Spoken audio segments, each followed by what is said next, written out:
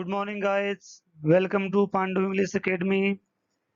I am Bhagirath Godara with new video. आज हम class 10th के लेसन 5th ए hero के बारे में पढ़ेंगे। इसके अंदर ये जो लेसन है वो मालगुडी राइटर के द्वारा रिटन है। इसमें ब्रेवरी बहादुरी के बारे में परिचय दिया गया है कि किस तरीके से एक लड़का जो है, छोटा ही लड़का है यहाँ पे स्टोरी में, जो एक दूसरी बच्चा जो जिसने एक टाइगर से फाइटिंग की थी, उसको देखकर कहता है कि ये तो कुछ नॉर्मल बात है, मैं भी कर सकता हूँ। लेकिन उसके फादर ने उसकी ब्रेवरी को टेस्ट करने और उसे लाइफ में स्ट्रॉन्ग और प्रॉब्लम इजीली फेस करने के लिए एक उसे चैलेंज दिया। उसी चैलेंज को इस लेसन में डिस्क्राइब किया गया है। तो आगे बढ़ने से पहले मेरा निवेदन है, वीडियो को लाइक करें, सब्सक्राइब करें, शेयर करें। अब हम लेसन पढ़ते हैं। अबाउट ऑथर, पहले हम लेखक के बारे में पढ़ेंगे। ये लेखक जो है, राइटर जो इस लेसन का है वो आर के नारायण है। ये इंडियन राइटर है, काफी अच्छी कहानियां लिखते हैं ये। R K Narayan born on 10th October 1906 was the leading writer of Indian English writer।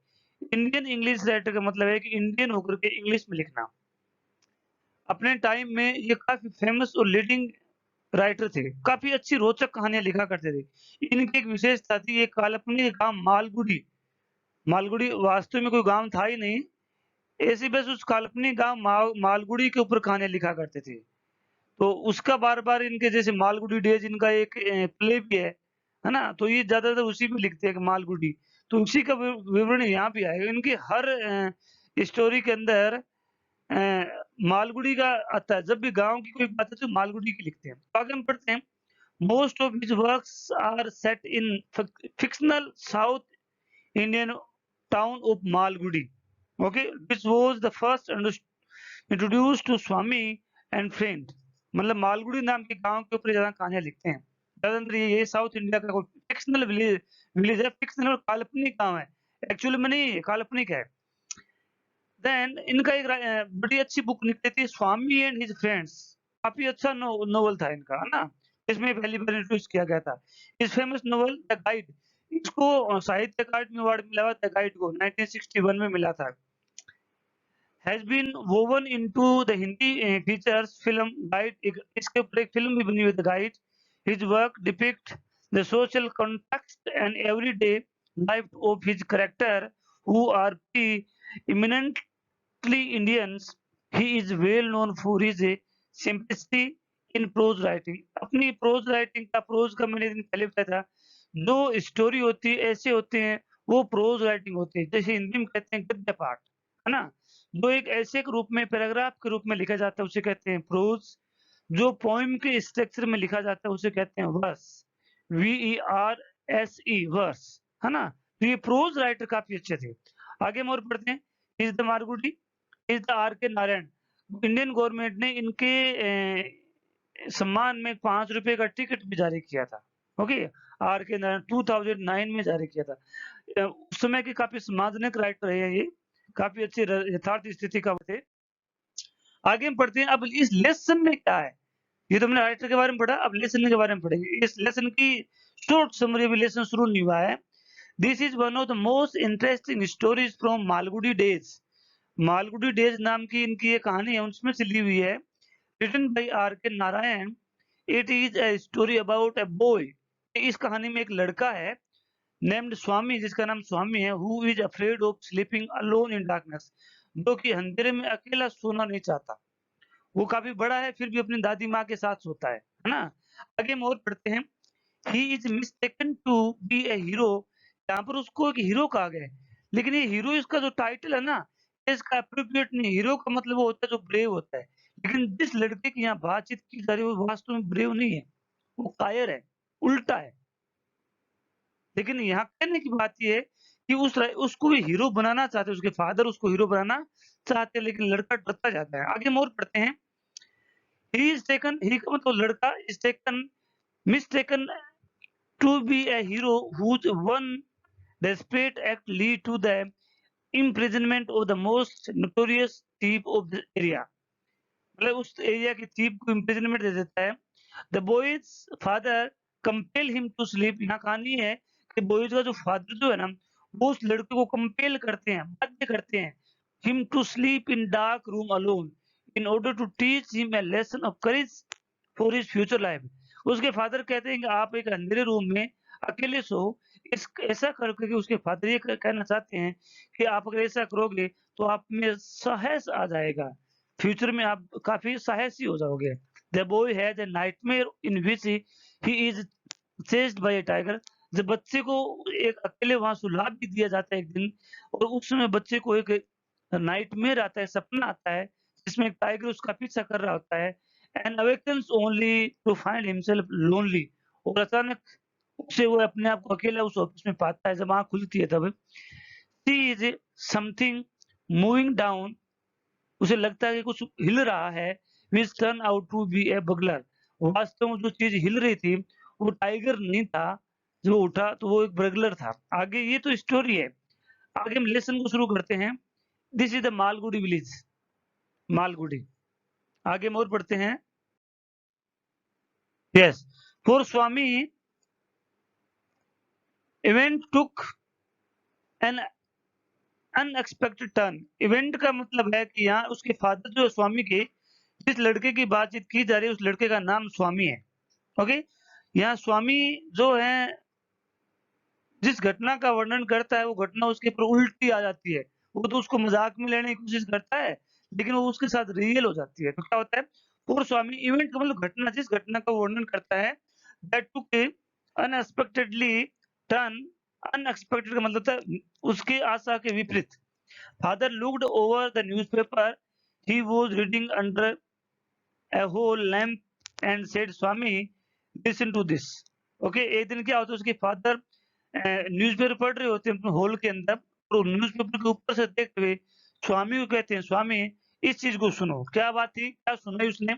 News is to hand of the bravery of a village lad का लेड एक होता है अच्छा लड़का, सभ्य लड़का, और LESS लेस होता है, लेस का मतलब अच्छी लड़की। तो इस ये कहानी थी एक गांव के बहादुर अच्छे लड़के के बारे में, हु दो while returning home by the jungle path. एक दिन वो लड़का, ये कोई दूसरे लड़के की कहानी न्यूज में आई हुई है, उसका फादर उसे स्वामी को न्यूज की कहानी सुना रहा है। एक गांव के लड़के की कहानी यहाँ पे है, जो एक जंगल के रास्ते से अपने घर लौट रहा था और came face to face with tiger. अचानक उससे जंगल में एक टाइगर मिल गया, टाइगर का उसे सामना करना पड़ गया। Then the paragraph described the fight of the boy had with the tiger।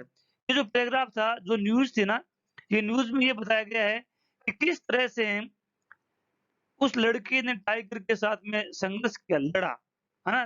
Paragraph describe, paragraph का मतलब ये जो न्यूज थी, डिस्क्राइब द फाइट, एक लड़ाई को, the boy had with the tiger and his fight flight up to tree. और फिर वो उसमें कहानी में था कि उसकी फाइटिंग होती है टाइगर के साथ में, लेकिन बच्चा बाद में भाग करके एक फ्लाइट अप ट्री, पेड़ पर चढ़ जाता है, where he stayed for half a day, जहाँ पे वो आधे दिन तक रुकता है, till some people came that way and killed the tiger। जब तक कि कोई दूसरा आदमी वहां नहीं आ गया, उस टाइगर को नहीं मार दिया, तब तक वो लड़का पेड़ के ऊपर रहता है। ये सब इतनी सब बातें न्यूज के अंदर लिखी हुई है, स्वामी के फादर ने स्वामी को सुनाई है। अब इसके ऊपर क्या करता है स्वामी, क्या रिएक्शन है, वो हम देखते हैं। After reading the true, father looked at Swami fixedly and asked. ये पढ़ने के बाद स्वामी के जो फादर हैं, वो स्वामी की तरफ देखते हैं काफी देर तक, उनसे पूछते हैं, व्हाट डू यू से टू दैट? आपका इसके बारे में क्या कहना है? क्या ये कहानी सही है? क्या एक लड़का टाइगर से लड़ सकता है ना? And grown a person? No. The Swami said, I think he must have been a very strong and grown up person। अब स्वामी क्या कहता है, मैं ये मानता हूँ कि वो लड़का छोटा नहीं था, वो काफी बड़ा ग्रोन अप और स्ट्रॉन्ग होगा, तभी वो टाइगर से लड़ पाया। Note all, note at all a boy, लड़का, छोटा लड़का, मेरी उम्र का लड़का बिल्कुल भी नहीं था। How could a boy fight A tiger है, अगर वो लड़का था तो एक टाइगर से कैसे लड़ सकता है ना। You think you are wiser than newspaper? Father sneered, father ने उसको कहा कि आप न्यूज़पेपर वालों से ज्यादा वाइज बन रहे, क्योंकि न्यूज़पेपर में क्या लिखा है, बॉय लिखा है, इट मींस एक बॉय होगा। अगर स्ट्रॉन्ग होता ग्रोन अप तो मैन लिखते, एमएन मैन लिखते ना, तो इसका मतलब उसके फादर कहते हैं कि आप मुझे उल्लू बना रहे हो, मतलब न्यूज़पेपर वालों से ज़्यादा आप जाने। आगे देखते हैं, स्वामी डिस्प्यूटेड द थ्योरी, उस पे डिस्प्यूट करता है, बहस करता है। How can it be father, ऐसा कैसे हो सकता है father, suppose I have all courage, what can I do if a tiger should attack me. Swami कहता है कि आप ऐसी बात न करें, ये फालतू की बात है। सोचो कि मैं बहुत ही बहादुर हूँ, आई हैव ओल्ड क्रिस, मैं बहुत ही बहादुर आदमी हूँ। यही बात आई हैव ओल्ड क्रिस उसे उसे फंसा देती है ना? ये बात उसको अनएक्सपेक्टेड में ले जाती है। वो कहता है कि what can I do if a tiger should attack मी। वो कहते हैं टाइगर की मेरे पे अटैक कर दे तो मैं क्या कर सकता हूँ, क्योंकि मैं छोटा बच्चा हूँ। Leave alone strength, can you prove You have courage. Let me see if you can sleep alone tonight in the office room. अब उसको फादर कहता है कि उसमें दो चीज थी, एक तो ग्रोन और एक स्ट्रॉन्ग। तो उसके फादर कहते हैं कि स्ट्रॉन्ग को छोड़ दीजिए, मान लीजिए कि आप स्ट्रॉन्ग नहीं हो, ठीक है ना? चलो ठीक है, स्ट्रॉन्ग वो होगा तब आप क्या करोगे, टाइगर से लड़ पाओगे, ब्रेव है तो भी लड़ पाओगे। लेकिन जहां पर स्ट्रॉन्गनेस की जरूरत नहीं है और ब्रेवरी की जरूरत है, वो तो काम आप कर सकते हो। सपोज कर लो कि आप एक बड़े लड़के नहीं हो, लेकिन आप कह रहे हो कि मैं एक बहादुर हूँ, इट मीन्स आप बहादुरी का काम तो कर दोगे। चलो मैं आपको स्ट्रॉन्गनेस का काम नहीं देता हूँ। उसके फादर कहते हैं कैन यू प्रूव, ये आप सिद्ध कर सकते हो, यू हैव करेज, कि आप में साहस भी है। Let me see if you can sleep alone tonight in my office room. मैं चेक करता हूँ कि क्या आप आज मेरे ऑफिस में अकेले सो जाओगे, क्योंकि ऑफिस में अकेले सोने में स्ट्रॉन्गनेस की तो जरूरत ही नहीं रहती, जोर की तो जरूरत ही नहीं रहती, वहां तो सिर्फ करेज की जरूरत रहती है। तो उसको करेज का काम दिया गया। करेज का मतलब है साहस। ए फ्राइटफुल प्रोपोजिशन स्वामी थॉट, स्वामी को लगा कि मैं तो उल्टा फंस गया, है ना? बहुत बड़ा प्रपोजल आ गया डालने वाला। He had always slept beside his granny in the passes. Any change in his arrangement kept him trembling and awake all night. अब स्वामी की क्या हैबिट थी, वो हमेशा अपनी दादी माँ के पास में ही सोता था, एक बरामदे के अंदर, गैलरी के अंदर, पासेज के अंदर। यदि उसके सोने में अरेंजमेंट में कोई भी कभी चेंजमेंट हो जाता, तो ये चेंजमेंट उसे बहुत ज़्यादा डराता था, उसे पूरी रात नींद नहीं आती थी, ऐसी उसकी विशेषता थी स्वामी की। आगे हम और पढ़ते हैं। He hoped एट फर्स्ट पहले उसने आशा की his father was only joking. पहले तो उसने सोचा कि फादर ऐसे जोकिंग कर रहे हैं, वास्तव में मेरे को थोड़े सुलाएंगे, है ना? ऐसा उसने सोचा। ही मम्मल्ड वीकली यस, जब उसने फादर ने कहा ना कि आज मैं चेक करता हूँ कि आप शायद से कितने को आज क्या मेरे ऑफिस में अकेले सो जाओगे, तो उसने सोचा कि फादर मजाक कर रहे हैं, मैं यस बोल देता हूँ। तो उसने मम्मलिंग कर दी और यस बोल दी। Try to change the subject, और फिर उसने जल्दी से उस बात को चेंज करने की कोशिश की कि इसको भूल जाएं उसके father. said very loudly and with a great deal of enthusiasm का मतलब साहस, उत्साह के साथ में कहा, we are going to admit even elder in our cricket सब क्लब thereafter। जोर से कहा, बात को चेंज करने, क्या कहा कि हम हमारे क्रिकेट क्लब के अंदर कुछ बड़े लोगों को भी आज से सम्मिलित करना चाहते हैं, एडमिट देना चाहते हैं। We are buying brand new bats and balls, our captain has asked me to tell you.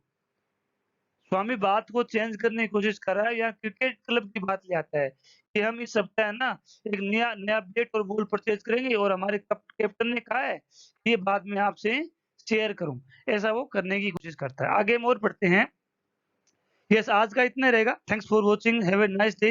I think आपको लेसन समझ में आया होगा, मैंने काफी अच्छा समझाया। अब कहानी बनी है, मैंने इसको इतना इसलिए पढ़ा है कि आगे की जो कहानी है ना वो एक एक कंटिन्यू कहानी है। अगर यदि मैं थोड़ा और पढ़ाता तो फिर आगे वाले पेज के अंदर, आगे वाले इस वीडियो के अंदर वो प्रॉपर समझ में नहीं आती। अब आगे जो चलेगी कंप्लीट स्टोरी चलेगी।